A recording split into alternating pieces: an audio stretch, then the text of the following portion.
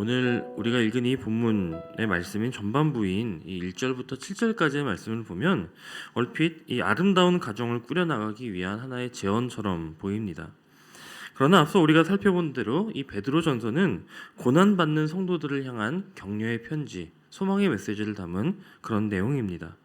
그렇기 때문에 우리는 이 편지를 읽을 때 이 고난이라고 하는 키워드를 늘 생각하면서 이 말씀을 읽어야 합니다. 이런 고난이라고 하는 것에 대해 이 세상의 반응은 일반적으로 인과응보라고 하는 이 개념을 들이밉니다. 고난이 오는 데에는 무엇인가 원인이 있었고 그 결과 때문에 고난을 당하고 있다라고 보는 그런 견해인 것이죠.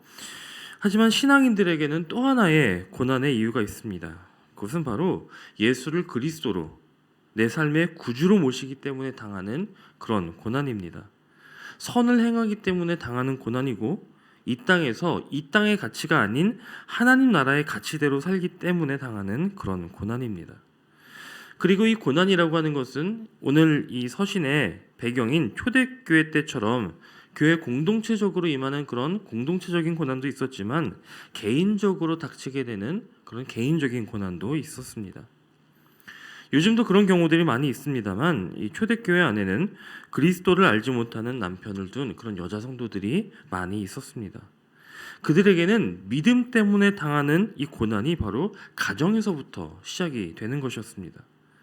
가정에서 남편으로부터 받게 되는 고난, 특별히 이 시대의 시대상이 철저히 남성 중심으로 구성되어 있고 아내가 남편의 소유물처럼 여겨지는 이 시대를 살아가는 아내들에게 있어서 가정에서부터 임하는 이 고난에 대해 인내하라라고 권면하는 것이 바로 1절에서부터 6절까지의 내용인 것입니다.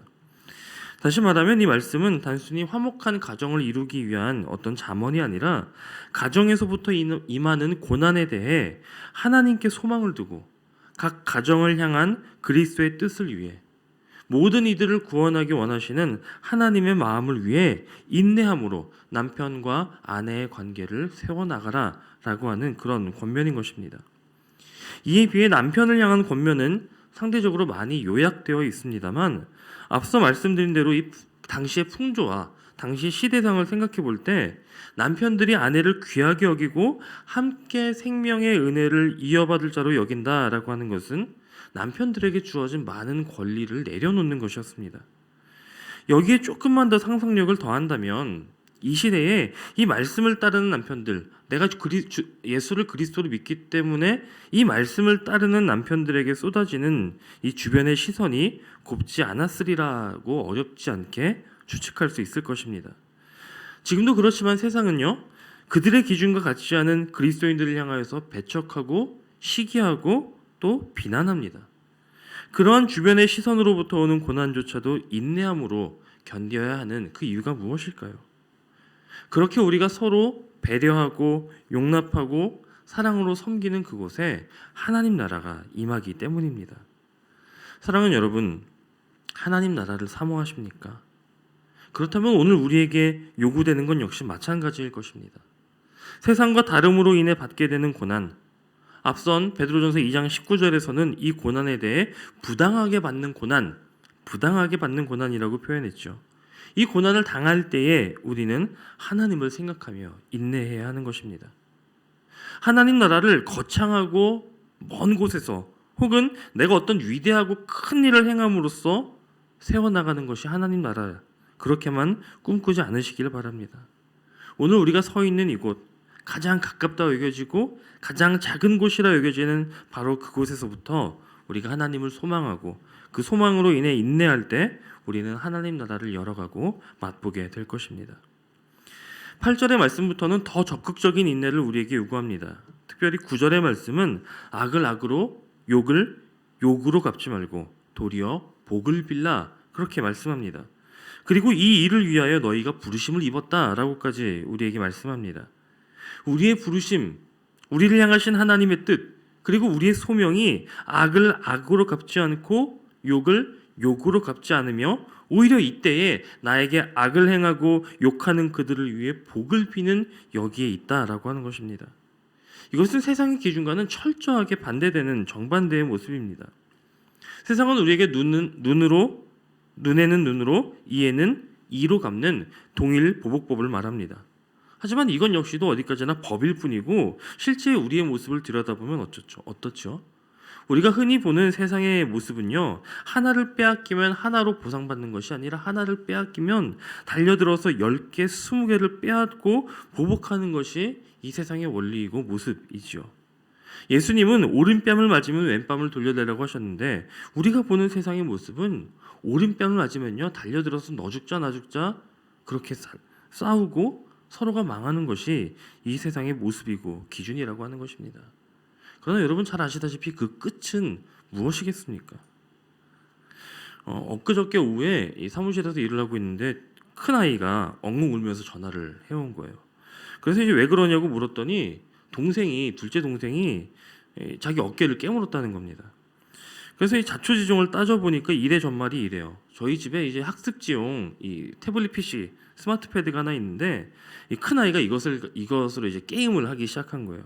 그랬더니 잠시 후에 둘째 아이가 와서는 자기는 이제 다른 게임이 하고 싶다고 이제 와서 이제 형을 밀어낸 거죠. 이 둘째가 조금 성격이 극성 맞거든요. 그래서 이 패드를 큰애가 빼앗겼어요. 근데 큰애가 빼앗기고 나서 그냥 순순히 물러나지 않고 이렇게 이 패드를 휙 낚아채갖고 태블릿 PC를 휙 낚아채갖고 동생이 하던 그 게임을 지워버린 겁니다. 그러니까 이 극성 맞은 둘째 녀석이 이 형의 어깨를 확 깨문 거예요. 여러분 이 치열한 난투극의 끝이 어떻게 났을까요? 우선 두 녀석 다 회초리를 맞았고요. 그 싸움의 빌미가 된 패드는 압수당했고요. 모든 게임은 삭제되었습니다. 악을 악으로 갚고 욕을 욕으로 갚는 것은 이러한 악순환만을 낳을 뿐입니다. 예수님은 이 세상의 악순환의 원리를 십자가로 끊으십니다. 십자가의 수치와 고통을 참으셨습니다. 인내하십니다. 그리고 더 나아가서 그 십자가에서 자신에게 수치와 고통을 안겨준 이 죄인들을 위하여 저들의 죄를 사하여달라고 중보하셨습니다. 그리고 더 나아가서 거기에서 자신의 몸과 피와 물까지 생명까지 다 내어주십니다. 그리고 바로 그때 거기서부터 하나님의 나라가 우리에게 열린 것입니다. 이것이 이 시대를 살아가는 우리에게 보여지는 선으로 악을 이기는 모범입니다. 오늘 말씀은 이를 두고 악을 악으로 욕을 욕으로 갚지 말고 도리어 복을 빌라 그렇게 우리에게 권면하는 것입니다. 사도 바울도 로마서 12장 14절에서 너희를 핍박하는 자를 축복하라. 축복하고 저주하지 말라. 이렇게 말씀한 바 있습니다. 여러분 이처럼 축복하고 복을 비는 것 이것은 구약 시대에는 제사장들의 역할이었습니다. 오늘 그 일을 제사장들이 하던 그 일을 예수 그리스도의 보혈로 구속받고 그로써 왕 같은 제사장이 된 우리에게 그 일을 맡겨주셨다는 것입니다.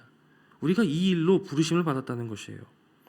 우리가 이처럼 하나님의 복음의 제사장이 되는 것 그로써 세상을 향하여 똑같은 원리로 보복하는 것이 아니라 그들을 위하여 복을 빌어주는 것 이것이 바로 우리가 받은 복이고 우리가 이어갈 복입니다. 하나님의 나라를 세워나가며 하나님의 화평을 이루어가는 이 복된 삶에 저와 여러분이 부르심을 받았으니 오늘 이 부르심 따라 오늘의 삶 가운데에 선을 행하며 그 선으로 악을 이기는 저와 여러분이 되시기를 주님의 이름으로 간절히 축원합니다.